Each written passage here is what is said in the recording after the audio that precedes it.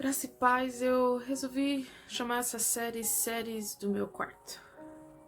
E através das minhas meditações, do dia a dia, daquilo que o Senhor tem falado comigo, eu venho compartilhar um pouco da palavra de Deus. Vejo a necessidade de um entendimento sério daquilo que Deus fala pela palavra dele, da meditação, que não seja algo só emocional, mas que também seja, como diz Romanos 12, um culto racional. E por isso eu chamo da série Séries do Meu Quarto, porque fazem parte da minha devoção. Hoje a minha meditação está em 1 Pedro, no capítulo 3, no verso 8 e 9. Estudando um pouco desse capítulo, eu vejo que Pedro segue falando sobre a vida de um cristão, o que é ser um cristão no meio da perseguição, no meio de um mundo em trevas. E Pedro fala de uma forma não convencional aos padrões desse mundo. Pedro começa já nos primeiros capítulos falando que nós somos reis, nós somos sacerdotes, nós somos nação eleita, nós somos peregrinos numa terra. E muitas vezes para os cristãos isso é difícil de entender.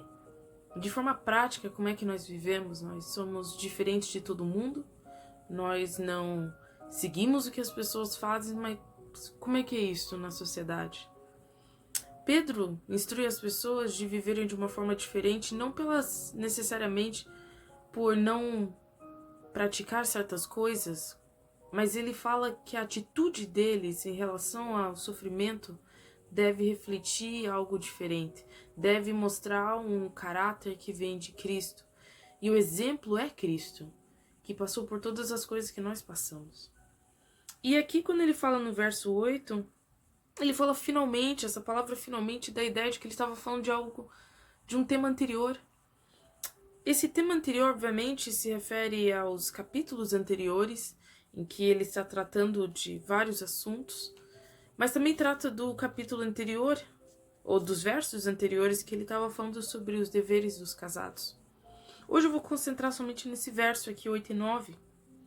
E ele fala: sede todos de igual ânimo, compadecidos, fraternalmente amigos, misericordiosos e humildes. Notem que a primeira e a última palavra, ânimo e humildes, são situações da alma, são situações do nosso corpo. E é importante notar isso, que quando Pedro está falando para eles de serem de terem ânimo, de igual ânimo, ele não está falando para as pessoas serem animadas, mas ele está falando para as pessoas terem o mesmo pensamento. É a mesma coisa que Paulo vai falar. Ele fala, né, na palavra dele, em que ele escreve a carta, que tem um só espírito. É a mesma ideia aqui. Tem igual ânimo. Isso não quer dizer que as pessoas vão pensar iguais. Isso não quer dizer que as pessoas vão fazer tudo igual. Mas de que elas vão andar espiritualmente falando, lado a lado. Elas vão se conhecendo e elas vão agindo de uma forma que pareça-se com Cristo. E é muito interessante que o verbo que ele usa aqui é a palavra, onde está lá no verso 7, que falam, foste chamados. Eu creio que muitas vezes nós perguntamos qual é o nosso chamado, para que nós fomos chamados.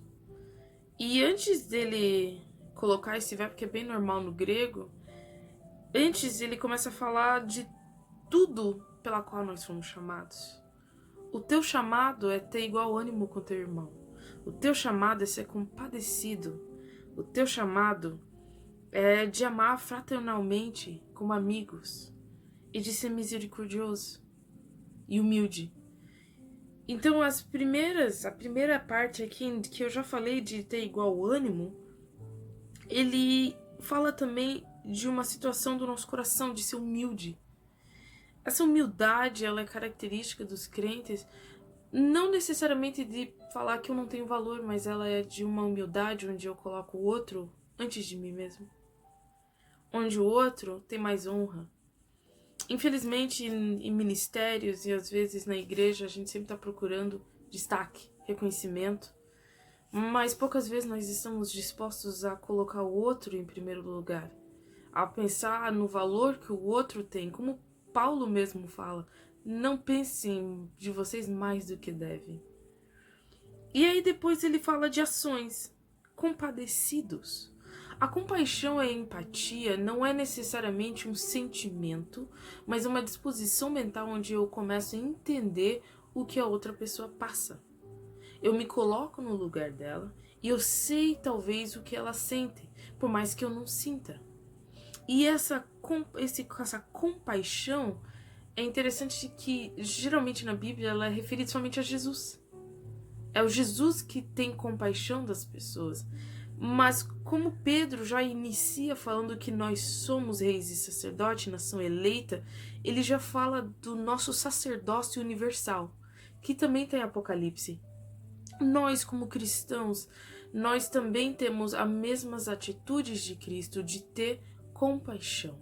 Não é somente Cristo é dado a isso, ou somente Cristo que faz isso, é dado a nós, como cristãos, essa obrigação de termos compaixão.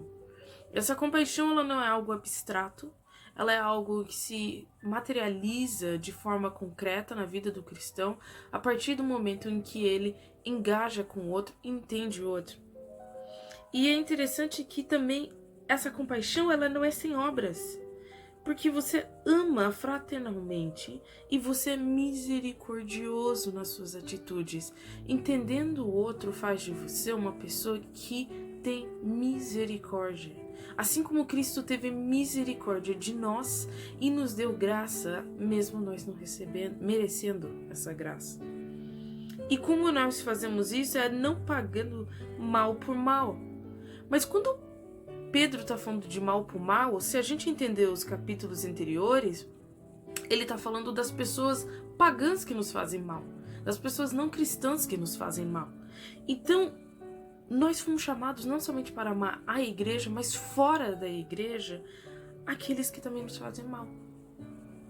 Então, não pague mal por mal, nem injúria por injúria.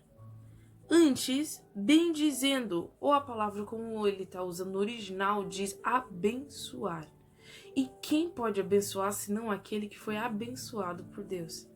O nosso chamado como cristão, às vezes nós pensamos qual é o meu chamado em questões de obras e ministérios, mas o seu chamado é amar, ter o mesmo pensamento, ser misericordioso, ser humilde e não pagar o mal por mal.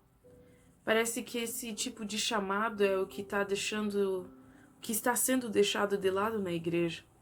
Tantas vezes nós focamos em que tipo de ministério nós podemos exercer, em que tipo de atitudes nós podemos ter, mas esquecemos que a atitude principal é amar a Deus e amar o próximo.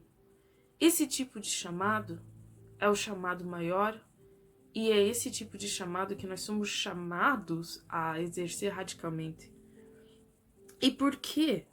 Para que isto mesmo fosse chamados, vocês foram chamados para isso. E é interessante que no início do capítulo, da carta de 1 Pedro, ele começa a falar sobre isso, ao nosso chamado. Nós fomos confirmados de valor, como ele diz aqui, de não ouro perecível, mas nós fomos chamados para amar nossos irmãos, para viver com nossos irmãos. E isso é bonito. E ele finaliza, a fim de receberdes bênção por herança. Você quer receber uma herança com Cristo? Você quer ser abençoado? Você quer ter isso na sua vida? Comece a praticar aquilo que Cristo já te deu. Como Pedro mesmo diz, já recebemos todas as coisas necessárias para vivermos uma vida santa. Então você já tem isso. Não há desculpas. Há apenas uma atitude onde você precisa ser consciente que o teu chamado não é necessariamente algo para ser feito para sua vanglória ou para que você possa mostrar que você ama Jesus. Nossos dons, nosso chamado é para edificar e amar a igreja. E ela começa com uma atitude do coração, de ter o mesmo pensamento, de amar fraternalmente, de ser humilde, de ser misericordioso. E quando tem alguém que nos faz mal e que nos injuria, nós não retribuímos com mal, nós abençoamos. Que Deus te abençoe esse dia, em nome de Jesus.